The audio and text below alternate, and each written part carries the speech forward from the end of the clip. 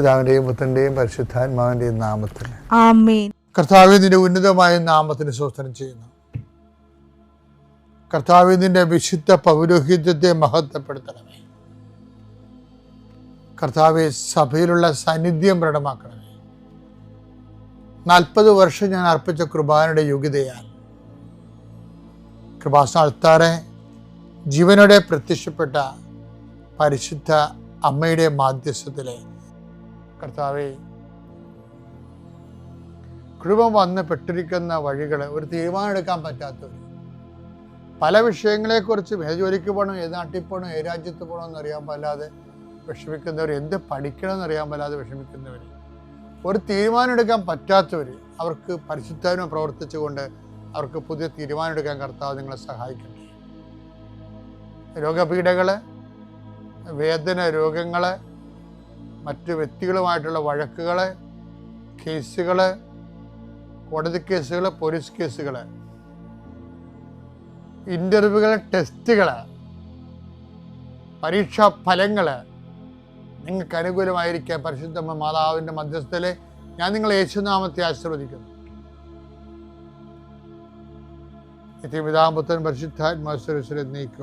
അമ്മേ പരിശുദ്ധ അമ്മേ, അമ്മേ പരിശുദ്ധ ദൈവമാതാവേ, കൃപാസനത്തിലൂടെ ഞങ്ങളുടെ ദേശത്തിനും അമ്മ മധ്യസ്ഥം തേടി തന്ന എല്ലാ അനുഗ്രഹങ്ങൾക്കും കൃപകൾക്കും ഞങ്ങളിപ്പോൾ ഹൃദയം നിറഞ്ഞ നന്ദി പറയുന്നു.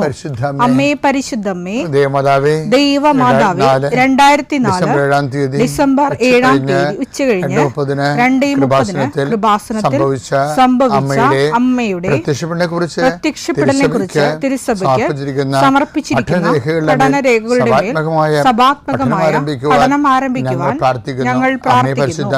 അമ്മേ പരിശുദ്ധമേ, ഭൂസ്വർലോകങ്ങളുടെ രാജ്ഞിയായ അങ്ങേയ്ക്ക് ഭൗമസംരക്ഷണത്തിനായി പ്രപഞ്ചപ്രകൃതിയെ തന്നെ തിരുസഭ പ്രതിഷ്ഠിക്കുവാൻ ഈ പ്രത്യക്ഷീകരണം വഴി ഇടയാക്കണമേ. പരിശുദ്ധമേ, ജപമാല മാതാവേ, സകല കൃപാസനം പ്രാർത്ഥനയോടും ചേർത്ത് ഞങ്ങളിപ്പോൾ പ്രാർത്ഥിക്കുന്ന ഈ കുടുംബത്തിന്റെ പ്രത്യേക നിയോഗം പറ മക്കളെ.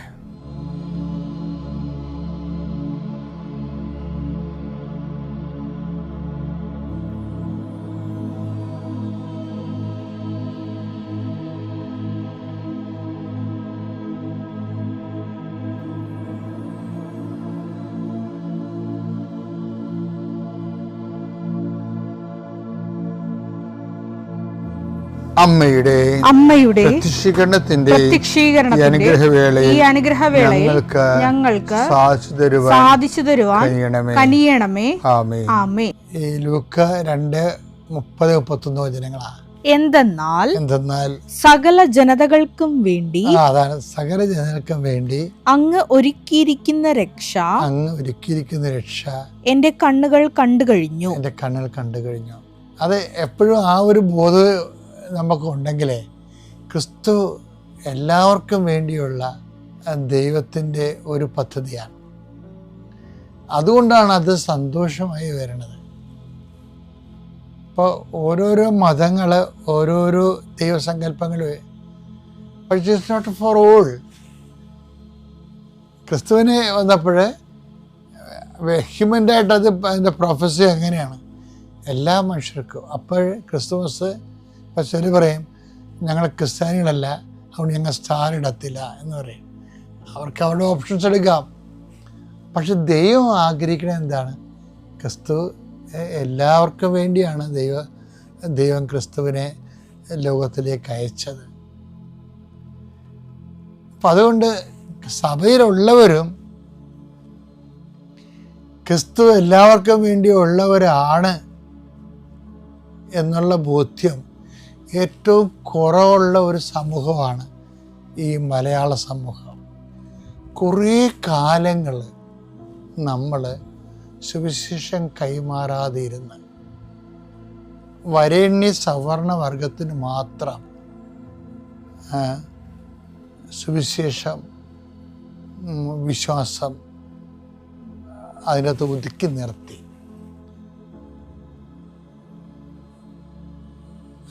എന്നിട്ട് ക്രിസ്ത്യാനിയുടെ ചൈതന്യത്തിൽ അവർ ജീവിച്ചില്ല എന്ന് തന്നെയല്ല, ജീവിക്കാൻ വന്നവരെ തടയുകയും ചെയ്തു.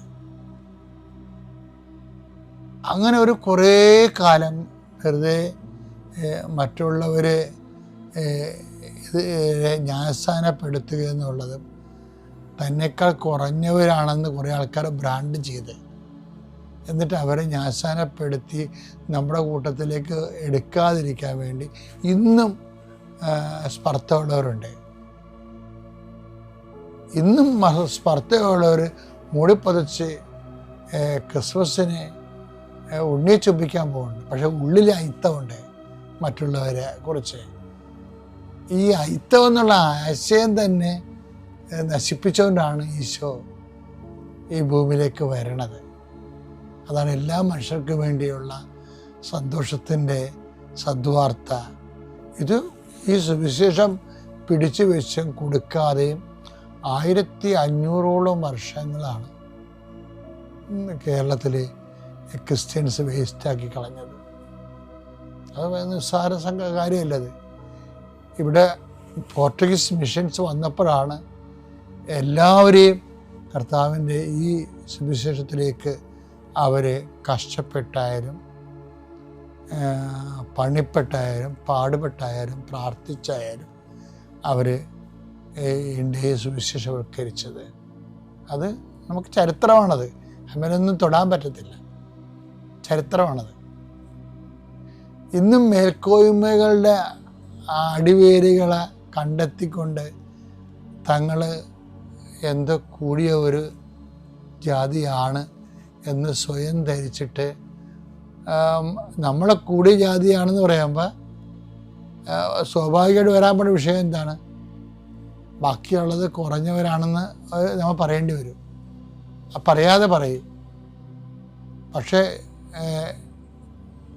സത്യം പറഞ്ഞാൽ ഹിസ്റ്ററി ശരിക്കും പരിശോധിക്കുകയാണെങ്കിൽ ഇപ്പം പകലവും മറ്റും കുടുംബം എന്ന് പറഞ്ഞാലും സൂര്യാരാധനയുള്ള ബുദ്ധമതക്കാരാ.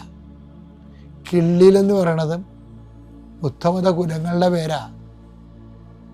ഈ ക്രിസ്തു മാർഗത്തിലേക്ക് ആദ്യകാലങ്ങൾ വന്നതെല്ലാം ബൗദ്ധമാർഗങ്ങൾ ഉണ്ടായിരുന്ന ആൾക്കാരാണ് വന്നിരിക്കണത്. അപ്പം എൻ്റെ വിഷയം എന്ന് പറയണത് ഈ ബൗദ്ധമാർഗങ്ങളിൽ നിന്ന് വന്നെങ്കിലും പിന്നീട്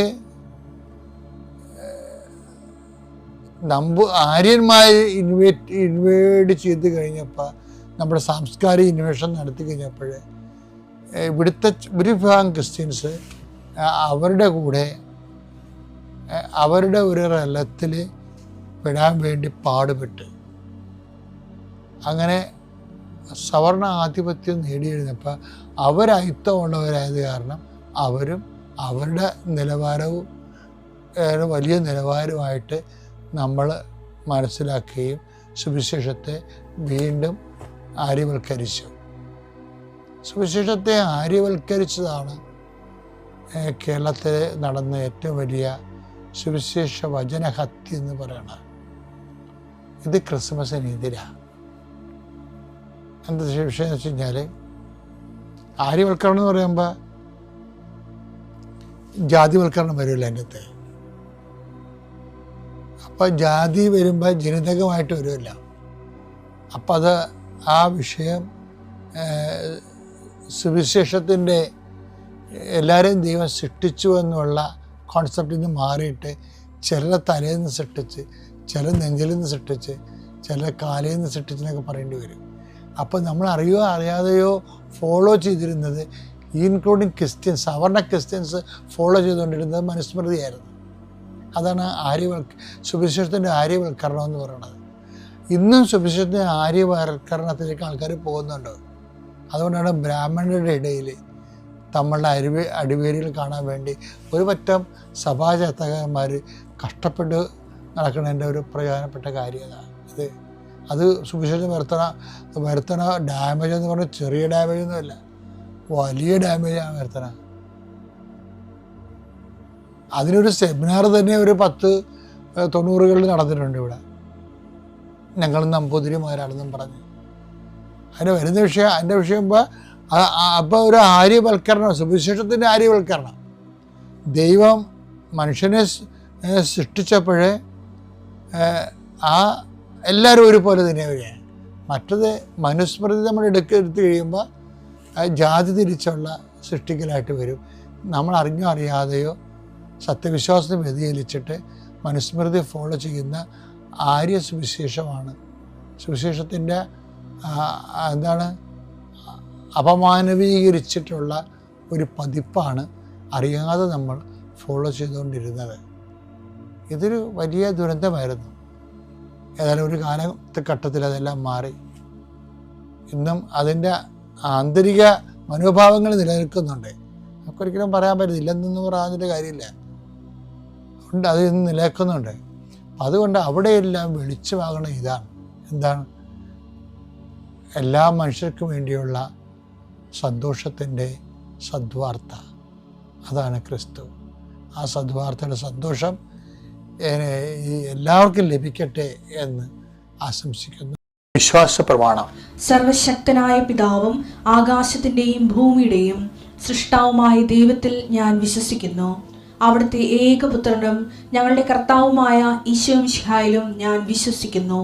ഈ പുത്രൻ പരിശുദ്ധാത്മാവിനാൽ ഗർഭസ്ഥനായി കന്യകാമറിയത്തിൽ നിന്ന് പിറന്ന് പൊന്തിയോസ് പീലാത്തോസിന്റെ കാലത്ത് പീഡകൾ സഹിച്ച് കുരിശിൽ തറയ്ക്കപ്പെട്ട് മരിച്ച് അടക്കപ്പെട്ട് പാതാളങ്ങളിൽ ഇറങ്ങി മരിച്ചവരുടെ ഇടയിൽ നിന്ന് മൂന്നാം നാൾ ഉയർത്ത് സ്വർഗത്തിലേക്ക് എഴുന്നള്ളി സർവശക്തിയുള്ള പിതാവായ ദൈവത്തിന്റെ വലതുഭാഗത്തിരിക്കുന്നു.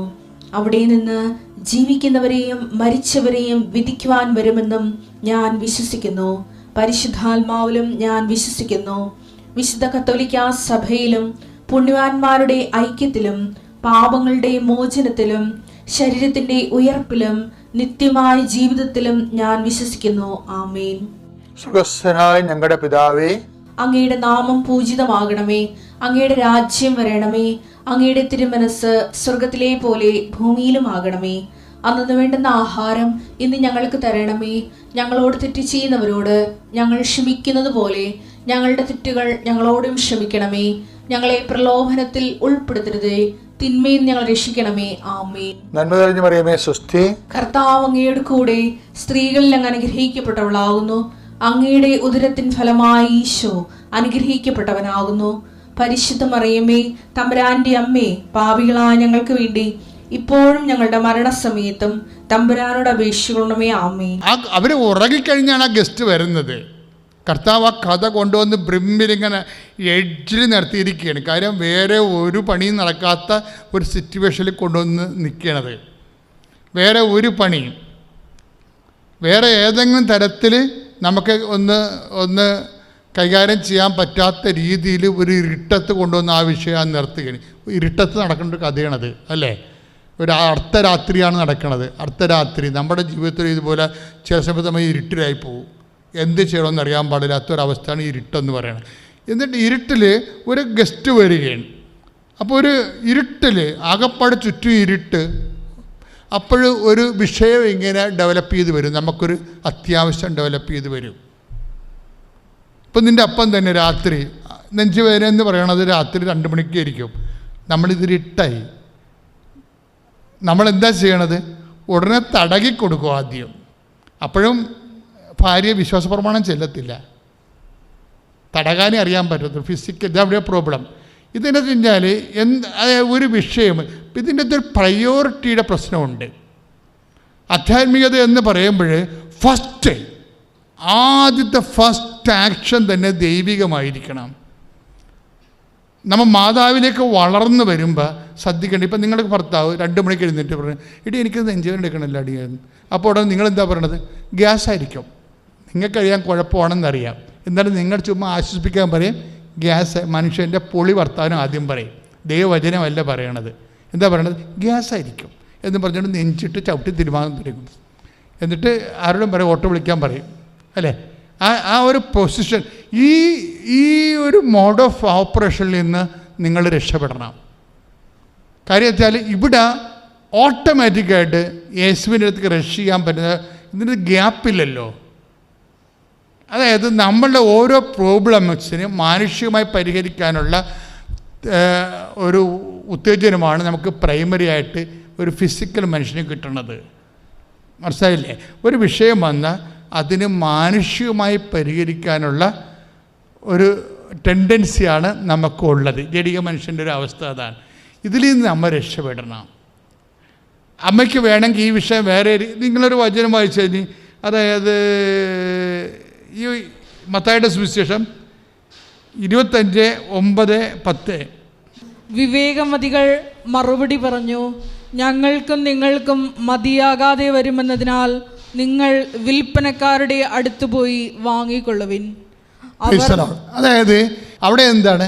ബുദ്ധിയുള്ള കന്യകമാരും വിവേകമുള്ള കന്യകമാരും വിവേകമില്ലാത്ത കന്യകമാരുമാണ്. ഇവിടെ എന്താണ്? ഇത് വീഞ്ഞ് തീർന്നു പോയ വിഷയം പോലെ ഒരു വിഷയമാണിത്. എന്താണ്? എണ്ണ തീർന്നു പോകും. മനസ്സിലായില്ലേ? ഇവിടെ എണ്ണ തീർന്നു പോവുകയാണ്. എണ്ണ തീർന്നു പോകുമ്പോൾ പെട്ടെന്ന് എമർജൻസി ആയിട്ട് ഷൂട്ടപ്പ് ചെയ്യണ ആ രീതി എന്താ? വ്യാപാരികളുടെ അടുത്ത് പോയി വാങ്ങിക്കൊള്ളാൻ പറയും. അമ്മയ്ക്ക് വേണമെങ്കിൽ അമ്മയുടെ തല ഈ സാധനം വരത്തില്ല. കാര്യം ഇവർ ഫുൾ ഓഫ് ഗ്രേസ് ആയത് കാരണം ഇങ്ങനെയുള്ള മുടന്തം പരിപാടിയൊന്നും വരത്തില്ല പെട്ടെന്ന്. ഇവിടെയാണ് വിഷയം. ഉടമ്പടിയിലേക്ക് നമ്മൾ പോകുമ്പോൾ അമ്മയുടെ ഒരു മൈൻഡ് സെറ്റ് നിങ്ങളറിയാതെ രൂപപ്പെടുത്തിയെടുക്കാൻ വേണ്ടി പ്രാർത്ഥിക്കണം. കാര്യം പ്രൈമറി ഇപ്പം നിങ്ങൾക്ക് ട്രാൻസ്ഫർ വന്നെന്ന് വിചാരിച്ചോ, ട്രാൻസ്ഫർ വരുമ്പോൾ തന്നെ നിങ്ങൾ വിചാരിക്കും, ഓ ഇത് ഈ വിദ്യാഭ്യാസ വകുപ്പല്ലേ, അപ്പോൾ അതിൻ്റെ അകത്ത് ഏരിയ സെക്രട്ടറിനെ പോയി കാണാമെന്നായിരിക്കും നിങ്ങൾ ആദ്യം ചിന്തിക്കേണ്ടത്. അയാൾക്ക് വല്ല കൈ മണക്കം കൊടുത്തിട്ട് ട്രിവാൻഡ്രത്ത് എവിടെ ഇത് കൈകാര്യം ചെയ്യണം ആ ഓഫീസിൽ പോയിട്ട് ഒരു 50,000 പിടിപ്പിച്ചിട്ട് എങ്ങനെയെങ്കിലും സാധനം ഊരാ, എന്നിട്ടാണ് നിങ്ങളെ വന്ന് ഉടമ്പടി ചെയ്യണമെങ്കിൽ പണി കിട്ടാൻ സാധ്യതയുണ്ട്. കാര്യം എന്താണ്? പ്രൈമറി നിങ്ങൾ വെച്ചിരിക്കുന്നത് ദൈവത്തിനല്ല, പിന്നെ എന്താണ്? പാർട്ടിനെ സെറ്റ് ചെയ്തിരിക്കുന്നത്. ഞാൻ പാർട്ടി എന്ന് പറയുകയല്ല, എല്ലാ പാർട്ടികൾക്കും ഇതുപോലെയുള്ള സിനിമ സംവിധാനമുണ്ട്. ഫ്രീ ആയിട്ട് ചെയ്യുന്നവരുമുണ്ട്, പാർട്ടിക്ക് നിങ്ങൾ ഫണ്ട് വാങ്ങി ചെയ്യുന്നവരുണ്ട്. CPM മാത്രമല്ല, BJP ആയാലും കോൺഗ്രസ് ആയാലും എല്ലാം ഇതിൻ്റെ അകത്തൊക്കെ ഒരു നടപടിക്രമങ്ങളുണ്ട്. പാർട്ടി ബേസ് ആണെങ്കിൽ നടപടിക്രമങ്ങളുണ്ട്. ഞാൻ പാർട്ടി ബേസ് എന്നാണ് പറഞ്ഞത്. ആ വിഷയം സെറ്റ് ചെയ്യുന്ന രീതികളാണ്. പക്ഷേ നിങ്ങളുടെ വിഷയത്തിൽ പെട്ടെന്ന് നിങ്ങൾ വിചാരിക്കും, ഓ ട്രാൻസ്ഫർ അങ്ങനെയാണെങ്കിൽ നമ്മുടെ കൂട്ടുകാരൻ അല്ലെങ്കിൽ നമ്മുടെ ഫ്രണ്ട് ജില്ലാ കമ്മിറ്റി മെമ്പറാണ്, അവനുമായിട്ട് സംസാരിക്കാം എന്ന് വെച്ചാൽ ഞാൻ ഉദ്ദേശിച്ചത് എന്താണ്? മാനുഷികമായിട്ട് ഈ വിഷയം സെറ്റ് ചെയ്യാനാണ് ആദ്യമേ നമ്മുടെ തലയിൽ വരണത്. ആദ്യം ഇങ്ങനെ വന്നു കഴിഞ്ഞാൽ സ്വാഭാവികമായിട്ടിത് നിങ്ങൾ ആദ്യം ദൈവത്തിനല്ലല്ലോ ആശ്രയിച്ചത്.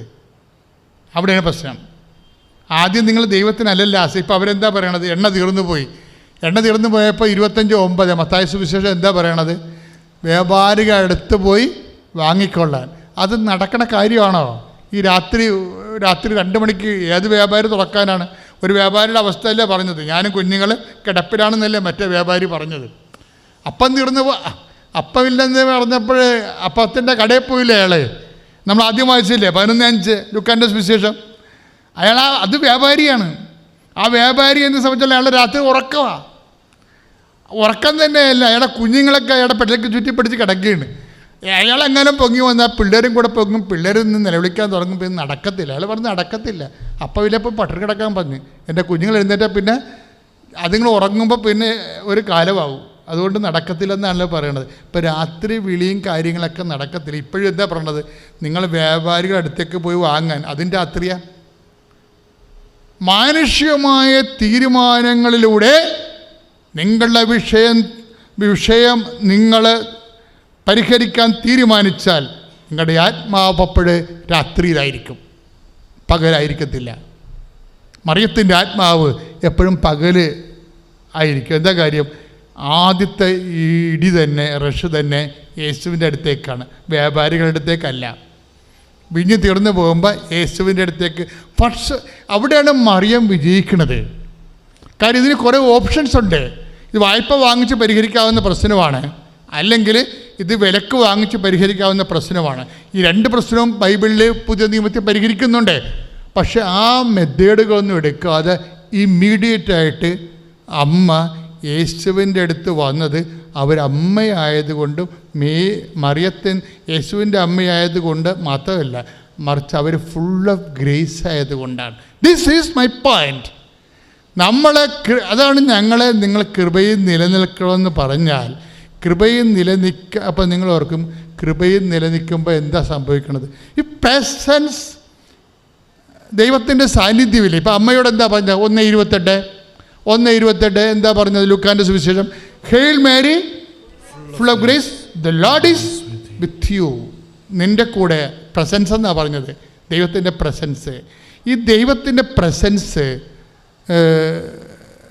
നമ്മൾക്ക് ലഭ്യമാകുന്ന ഒരു സാഹചര്യം ഉണ്ടായാൽ തീർച്ചയായിട്ടും നമ്മൾക്ക് അമ്മയെപ്പോലെ പ്രസാദകരമായ ഇമ്മീഡിയറ്റ് ഫസ്റ്റ് റെഫറൻസ് ദൈവം വരും.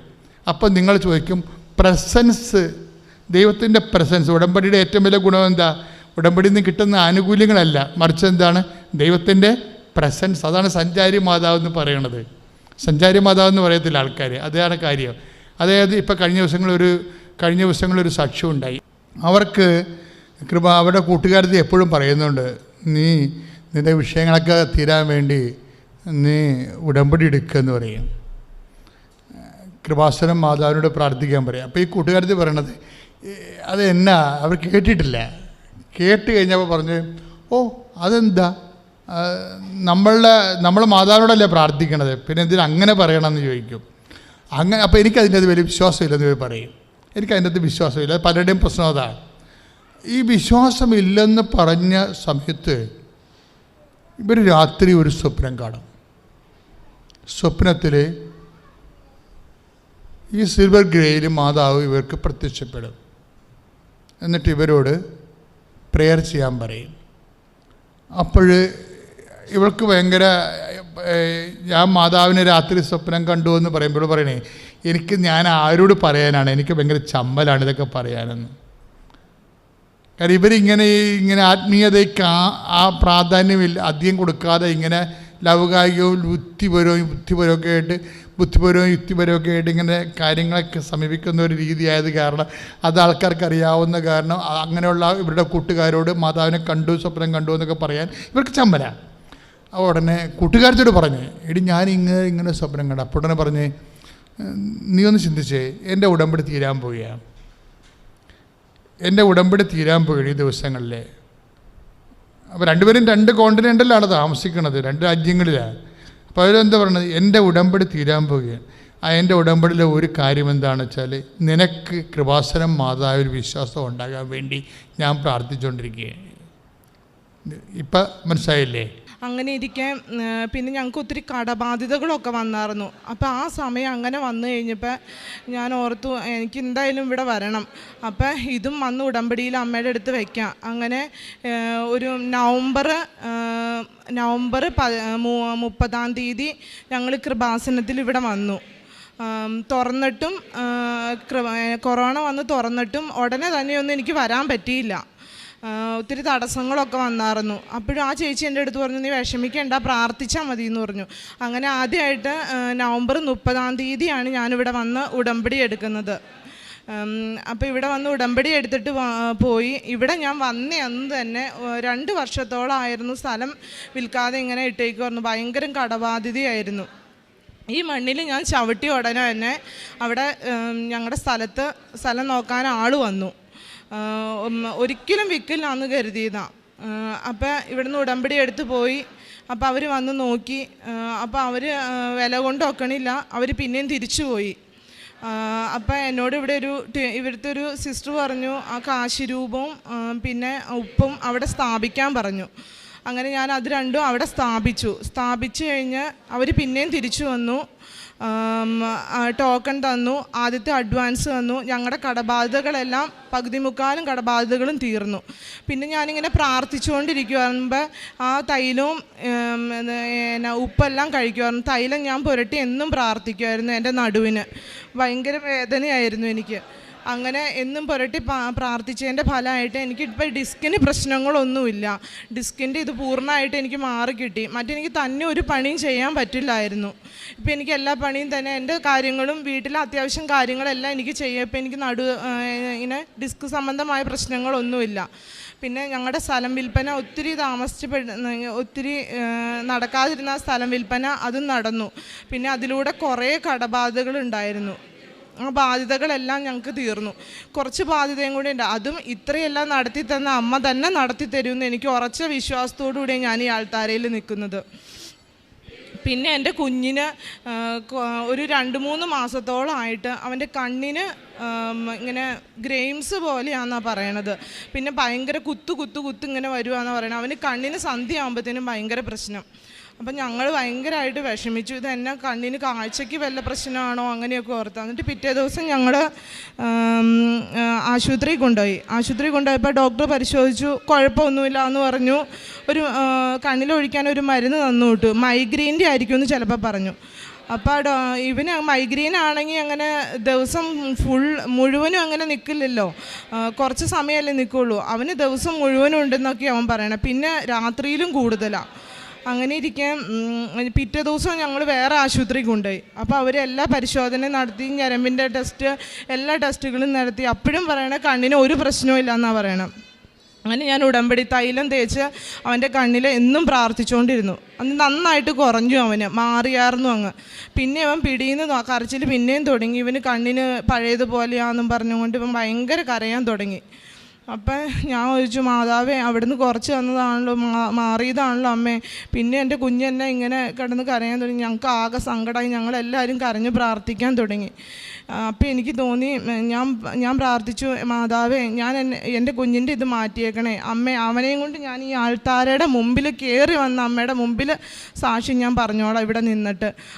അത് കഴിഞ്ഞ് 2 ദിവസം കഴിഞ്ഞപ്പോഴത്തേനും അവന് കണ്ണിന് മാറിയെന്ന് അവൻ തന്നെ ഇങ്ങ് പൂർണ്ണമായിട്ട് പറഞ്ഞു. ഇന്ന് വരെ അവന് കണ്ണിനൊരു പ്രശ്നമില്ല. അങ്ങനെ എല്ലാ കംപ്ലൈൻറ്റും അവൻ്റെ കണ്ണിന് ഉള്ളതെല്ലാം മാറി.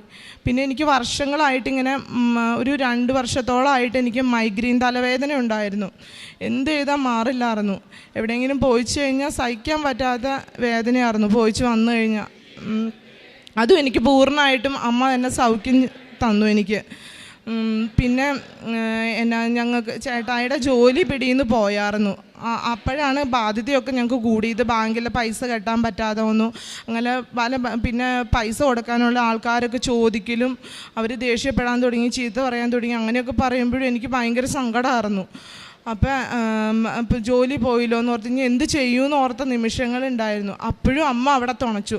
വേറൊരാളുടെ ഒപ്പം ചേട്ടായിക്ക് തന്നെ സ്ഥാപനം തുടങ്ങാനുള്ള ഒരു കൃപ വന്നു. അതിനൊന്നും ഉള്ളൊരിത് ഞങ്ങൾക്കില്ലായിരുന്നു. അത്രയും ഇതൊന്നും ഒരിക്കലും ഞങ്ങൾ ചിന്തിച്ചിട്ട് പോലുമില്ല. ഒരാളുടെ കീഴിൽ ജോലി ചെയ്തുകൊണ്ടിരുന്ന ആളാണ്. അപ്പം അങ്ങനെ സ്വന്തമായിട്ടൊരു സ്ഥാപനം തുടങ്ങാനുള്ളൊരു കൃപയും അമ്മ വന്നു. ഇപ്പം ആ സ്ഥാപനം നല്ല രീതിയിൽ പോകുന്നുണ്ട്. ഇതെല്ലാം ഈശോയും അമ്മയും എനിക്ക് തന്ന, എൻ്റെ കുടുംബത്തിലും എൻ്റെ കുടുംബാംഗങ്ങളും എല്ലാവർക്കും തന്ന അനുഗ്രഹവും കൃപ. ഇതിനെ ഈശോയോടും അമ്മയോടും ഞാൻ